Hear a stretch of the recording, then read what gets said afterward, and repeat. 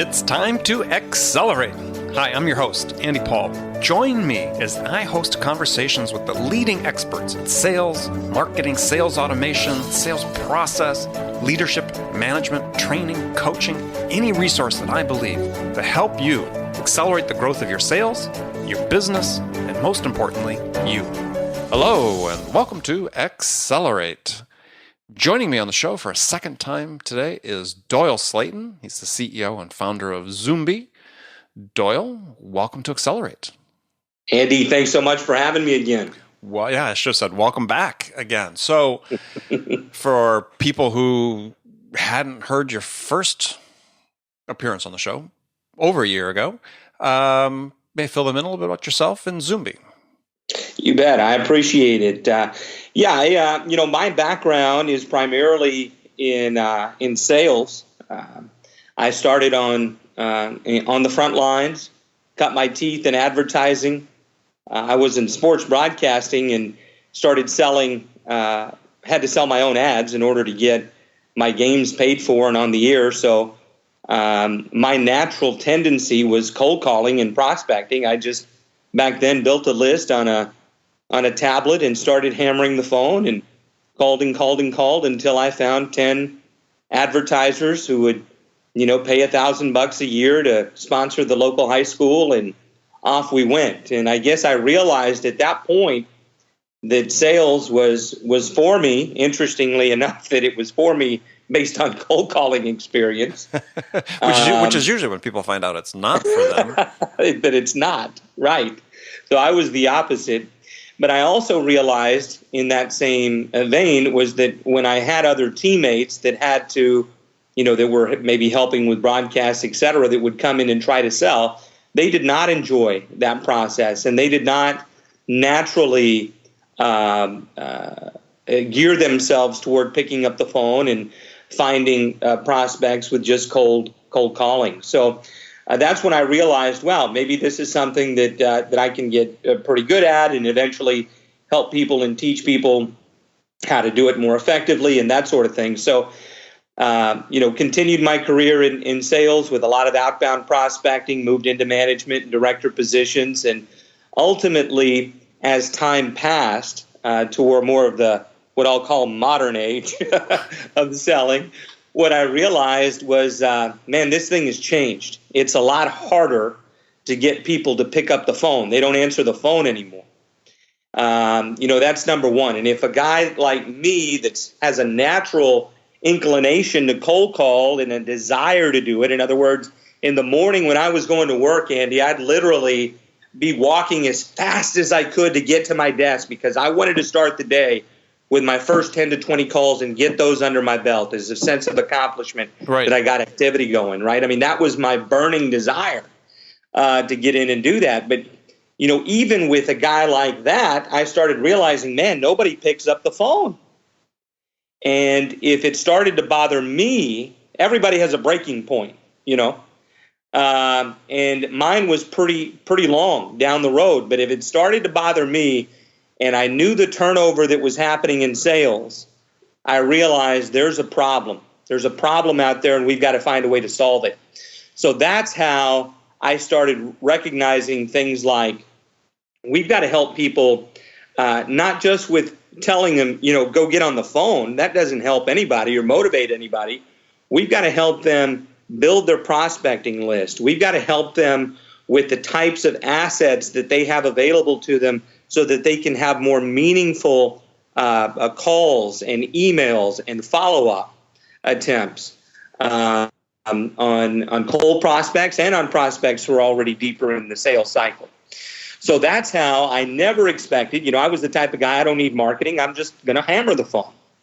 But that's when I realized, listen, I can be a hybrid marketer and create this type of concept and methodology where it's about both marketing and sales and strong alignment and understanding how each one needs to think in order to help sales produce results. I mean, that's what it comes down to, Sure. Andy, is marketing is there to help sales, not the other way around.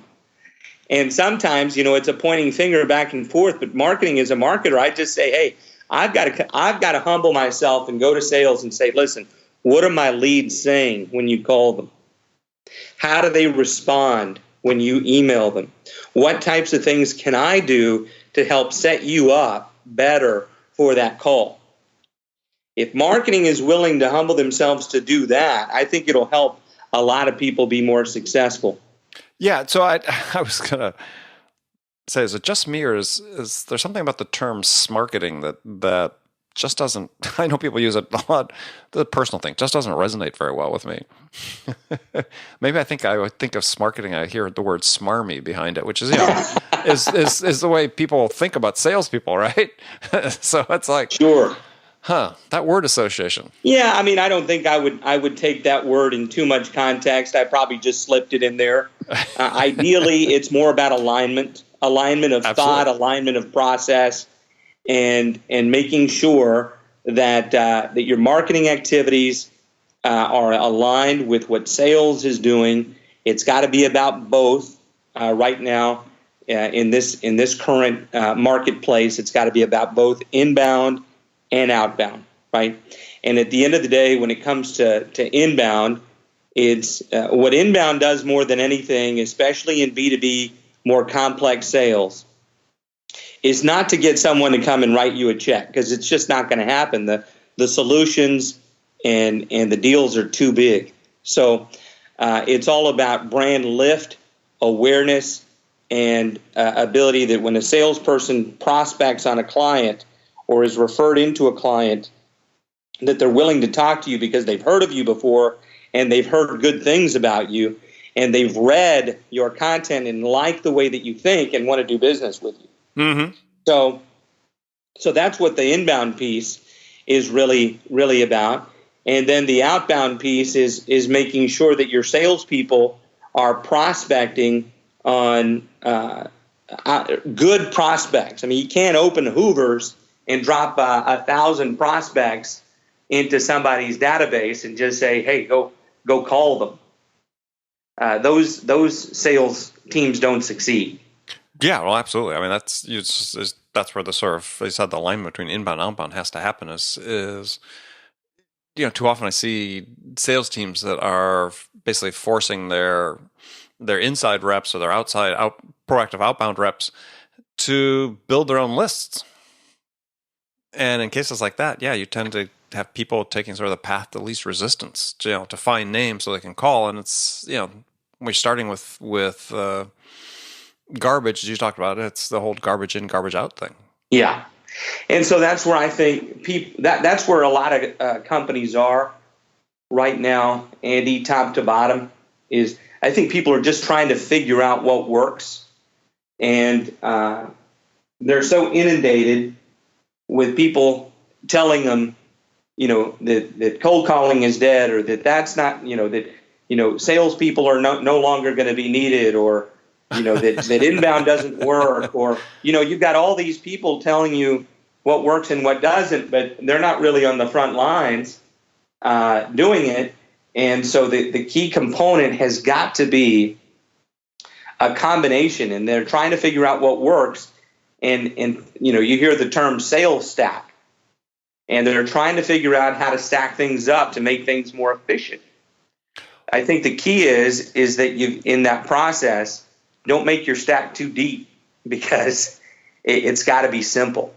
Well, yeah, so, but there's a lot of I don't say pushback, but I mean a lot of visibility being given to the idea right now that, or the facts that, yeah, sales stacks perhaps, and referring to the stack of applications or technologies that you use to help make your sales more efficient and effective, that perhaps it's reached a point where it's gotten out of control a bit, and that they're, in an effort to become more effective and more efficient, their reps and managers are more on the rep side, I think, starting to try everything, right?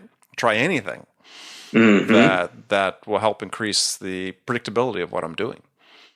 Yeah, and after a while, you run out of time. Well, yeah, and also, as you said, if you have alignment issues, if you've got a sales stack that's out of control, you're not going to have necessarily alignment between sales and marketing, as you may not have alignment between what management thinks is happening with the sort of official blessed sales stack, 5 to 7 applications they might be using according to surveys, versus the 11 to 13 applications the people on the sales floor in the field are using. Mm-hmm, mm-hmm. Yeah, I put together a little list as I was thinking through it, and to me, there are several things that are must-haves, right? And I'm interested in getting your thoughts on this. But sure. The first thing is we talked about list building, but you've got to be able to build a high-quality list with your ideal target accounts and have those narrowed down very nicely as to who is most likely going to be willing to do business with you from a corporate standpoint. And then within those companies, you've got to identify the ideal buyer. Buyer persona is the most common term used today, right? And there'll be multiples. And you want to have at least 2 to 3 at the very least.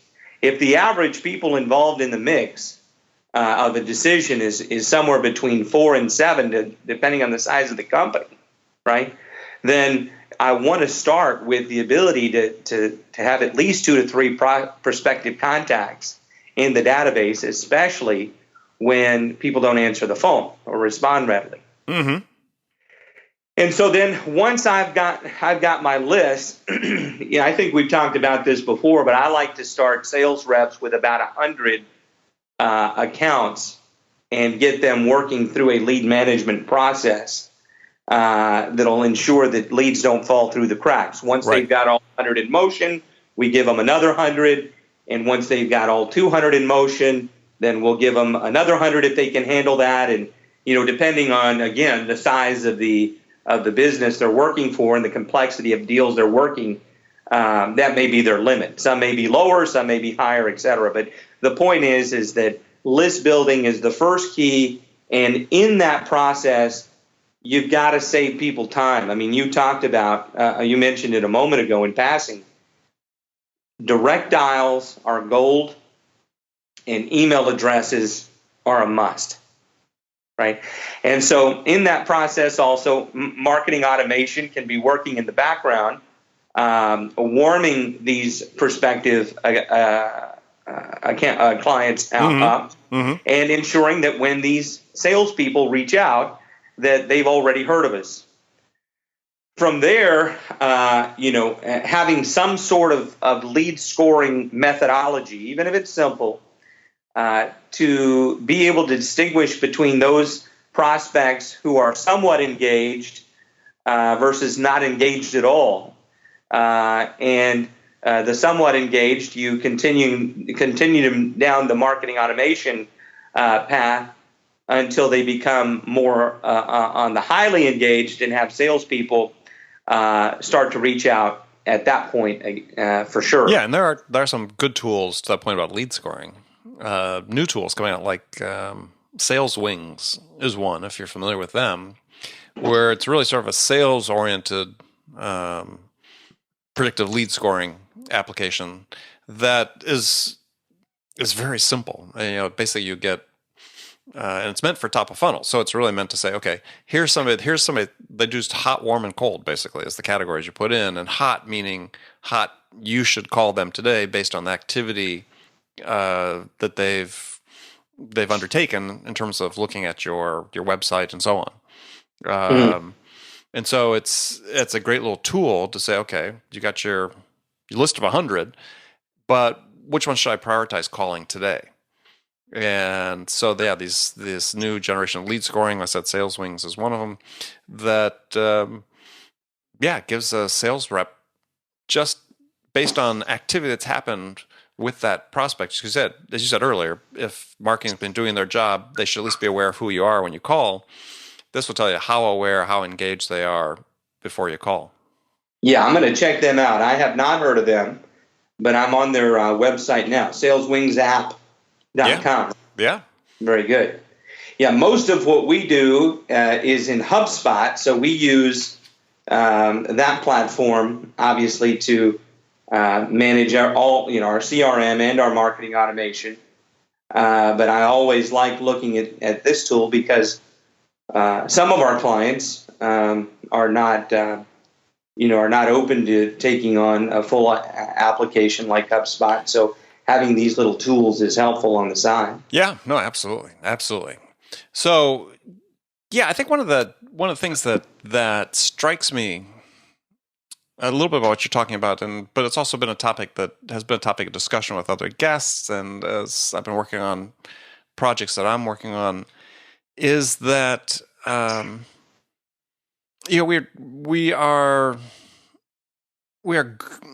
getting better at understanding how our process works. Yeah, our sales process. We could be able to collect data. We've got many more data points to collect and to analyze and to look at. But the thing that still seems to be missing for me is a real understanding of why it works. And so we have this sort of bifurcation, if you will, around this term, sort of the science of selling. And for some people, it's all about, we're going to look at our data. We're going to look at what we've done. We're going to, split test the heck out of this thing. We're, test this email versus that email, this voice message or that voice message, so on and so forth. And we're going to get these results to say, okay, these things work. But what seems to be missing is what I call sort of, and not just me, but other people call it, the science of selling, which is the real science that researchers in the lab have analyzed and proven. People have won Nobel Prizes based on about, the social psychology, behavioral economics, about influence and why people make decisions. Mm-hmm. And it's like, we got to bring these together. They can't be one or the other, right? Because they both complement each other. But it seems like we're sort of moving down paths, at least I see, where people are sort of like all one or all the other. Sure. Well, definitely. I think, we've got one client who we've worked with who is all about, if you go to Program on Persuasion, the science of selling around making decisions based on emotion. And for the industries that they work on and work with, that's the science of selling is geared toward how the brain makes decisions based on emotions. So the training that they work on is very much based on that side of things. But then we have another client, ROI Selling, who's all about value selling and value calculators and presenting a business case based on expected return on investment, and can break down very specifically the non-emotional side of what it's going to do for their business and the break-even point and all of these things that are important to selling based on value, right? So yeah, I think that's another piece of the puzzle that people are in some cases working on, and if they're not, they should add it to the mix. What are some things that you've seen out there that tie into this topic? Well, I think there's more, I don't know, more exposure being given to this whole idea about we'll say the emotional side, the intuitive side, the psychological drivers that influence how we make decisions, and that at some level are probably almost encoded at a DNA level within us, or a genetic level within us, just given the thousands of years of how we've evolved as humans. And I think more attention needs to be paid to that.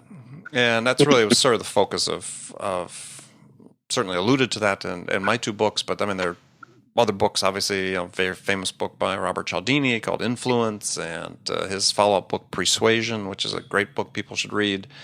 There's a brand new book out by a gentleman named David Hoffeld called The Science of Selling, which is all about, it's not about the data of selling. It's all about, the behavioral economics that we talked about, social psychology, about how we've been built as human beings to make decisions. And so I think salespeople, what I see missing, as I said before, is salespeople have to understand, our past history in terms of what works and doesn't work, absolutely essential. We need that information, but we need that in itself is not what causes people to buy. And so what causes people to buy is based on this other side, right? It's how they're influenced to make a decision, what things influence their decisions. We got to bring these together, and if we can effectively find a way to bring them together, it's application based. I know some people are working on, or just better. I don't necessarily call it training, better education of our sales reps to be aware of these factors. Then the possibilities are limitless, I think. Yeah, it's interesting. We're kind of on the same wavelength, because earlier I was just jotting down notes as I had ideas come to my mind. And now that I look at that list of things that I wrote, it applies specifically to this. And just generally speaking, what I listed here is that the thing that salespeople need to be very, very good at. How many people just try to go straight for the demo, right? And when they demo, they're just going through a canned pitch. And I wrote a post on this. You can find it on our blog. Sales demos where deals go to die, right?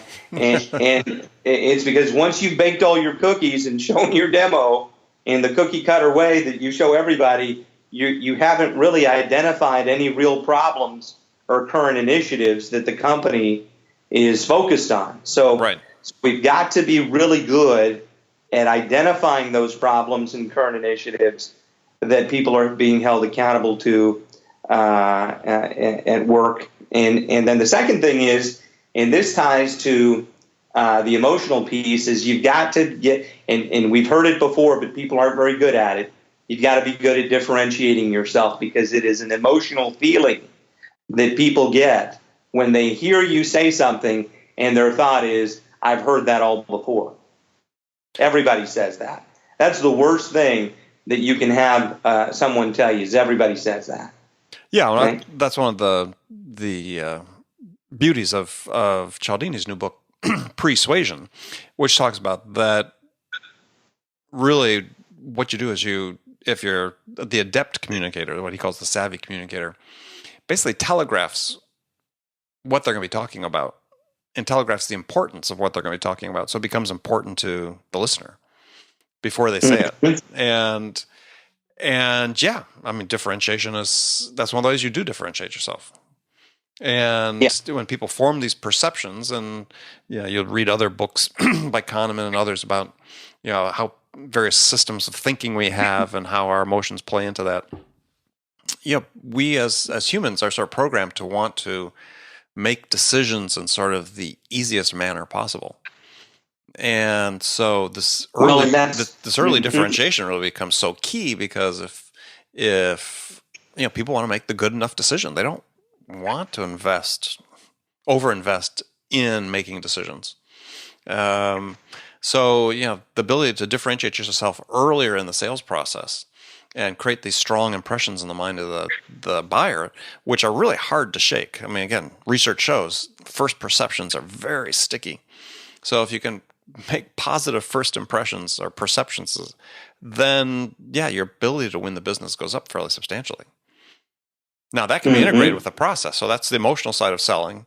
That can be integrated with your process if we're educating people how to do it, so that when they go through their process and they have that opportunity to finally engage with a prospect, they're much more effective, while conversion rates will go through the roof. Yeah.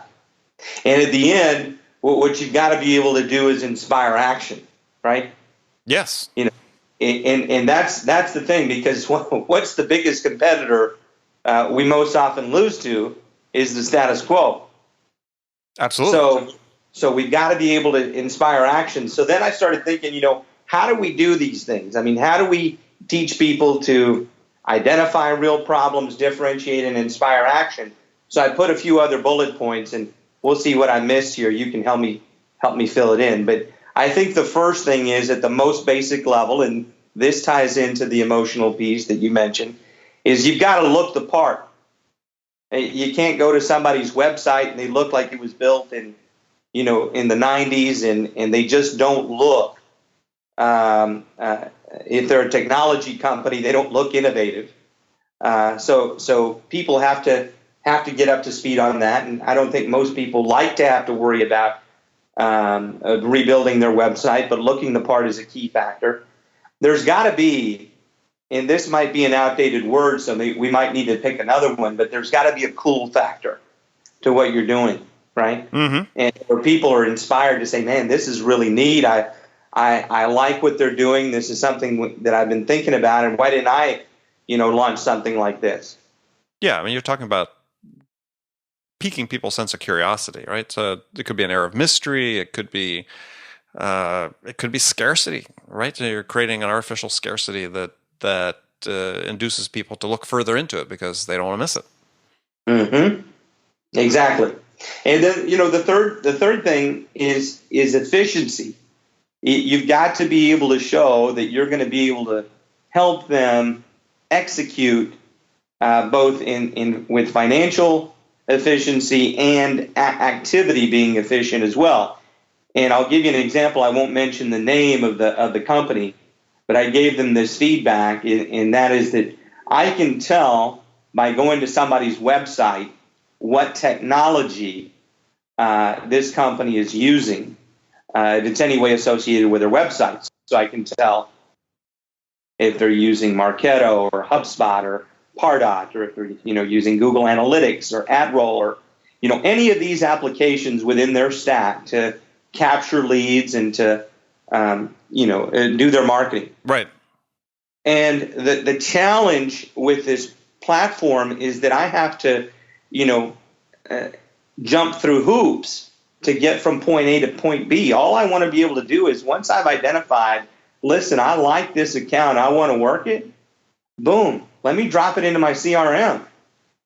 I don't want to have to, send it to a list that later I go to another 2 or 3 screens to get to then drop my whole list into a spreadsheet to then import into my CRM. That's too much work to do, and it's not efficient.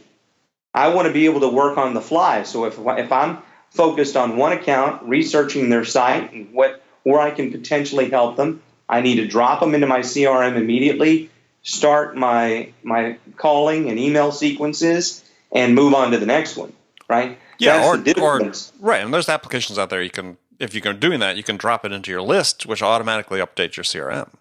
Mm-hmm. So efficiency is key, right?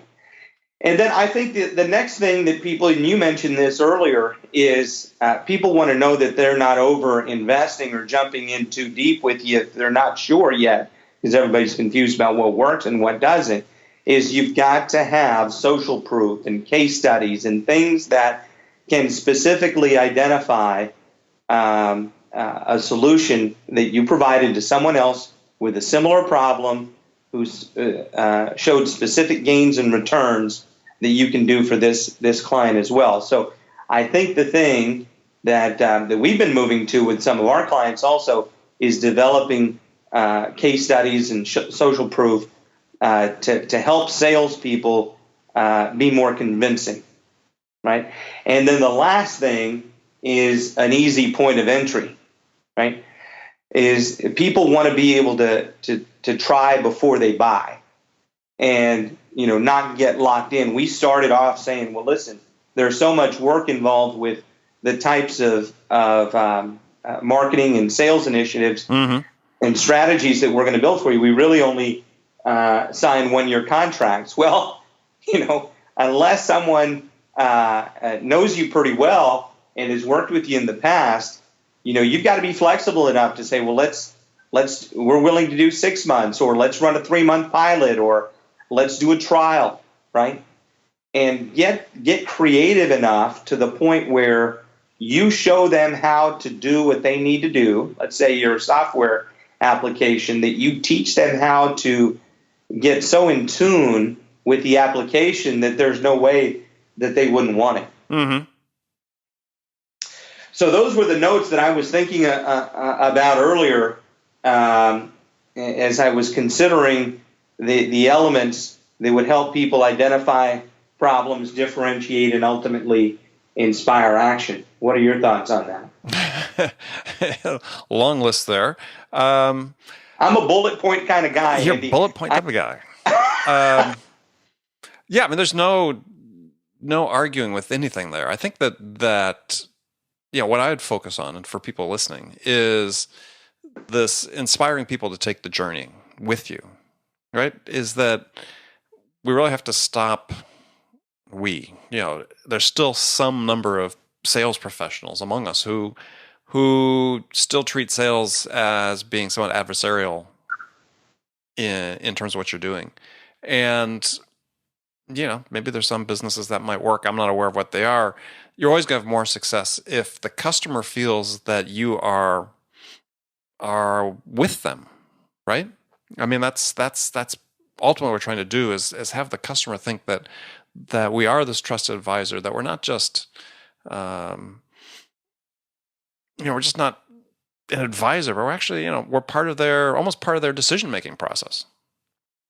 And if you can transcend that, right? If you can deliver the value to them early in the process, so that you start building that relationship and that rapport and that trust, then they're inspired to take that journey with you.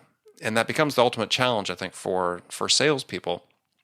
And again, this gets back sort of the emotional side of buying, is that the intellectual side, if you will, is that studies are fairly conclusive, is that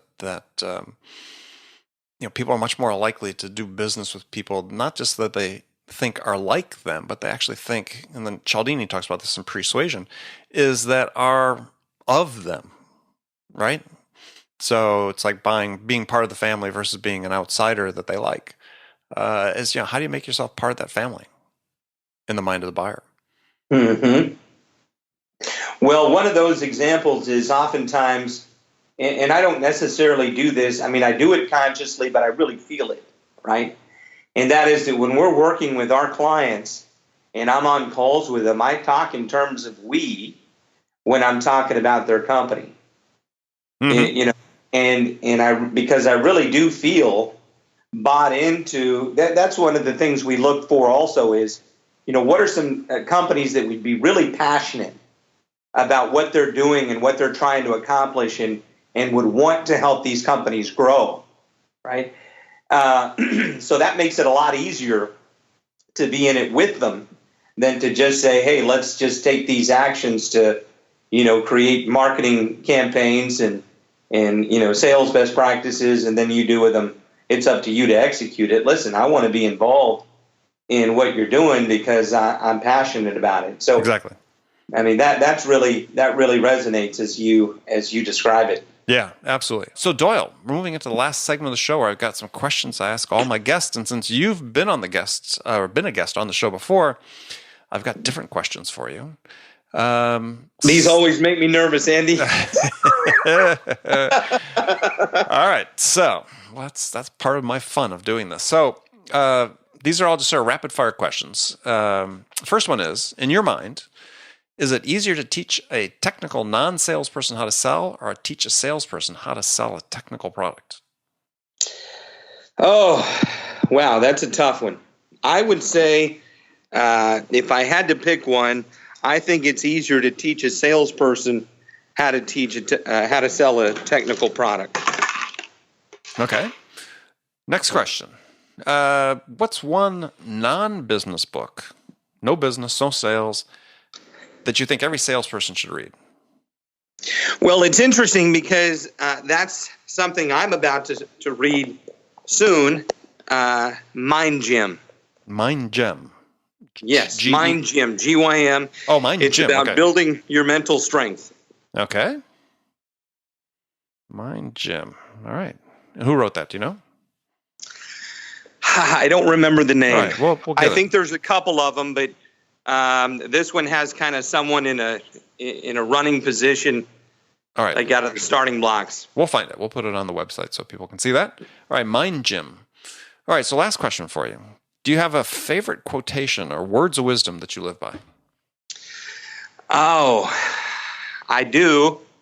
And my favorite of all time is, and my mind's going blank, but let me think through it real quick.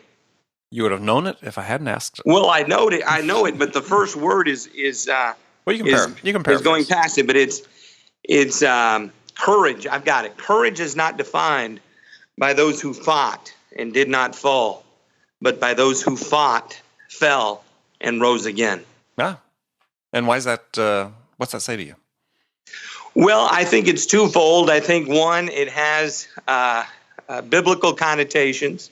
I'm a strong Christian myself. And the second thing is, I think that it's one of those things that salespeople and people in general out in the marketplace right now, that they're not going to be successful 100% of the time. And so you've got to be able, I started coaching a select softball team of 9 and 10-year-old girls. One of my daughters plays select softball. And one of the things that we're teaching them about is failure recovery. How quickly can you recover from a failed at bat, from a botched throw? So failure recovery is what that's about. Okay. All right. Excellent. Well, Doyle, a pleasure to speak with you as always. So tell people how they can find out more about you and Xoombi. I appreciate it. Yeah, come over to Xoombi.com, XOOMBI.com. And the biggest thing that we look for is ideally working with cutting-edge technology in the sales enablement space or training and development space to do marketing campaigns and sales enablement implementations to help you grow your business. Okay, excellent. Well, good. Well, again, thank you, Doyle. And friends, thank you for spending this time with us. Remember, make it part of your day every day to deliberately learn something new to help you accelerate your success. And easy way to do that is to join my conversations with top business experts like my guest today, Doyle Slayton, who shared his expertise about how to accelerate the growth of your business. And if you're enjoying Accelerate and the value we're delivering, then please take a quick minute right now to leave your feedback about this podcast on iTunes, Stitcher, or wherever you listen. It'd be very much appreciated. So thanks again for joining me. Until next time, this is Andy Paul. Good selling, everyone. Thanks for listening to the show. If you like what you heard and want to make sure you don't miss any upcoming episodes, please subscribe to this podcast on iTunes or Stitcher.com. For more information about today's guest, visit my website at andypaul.com.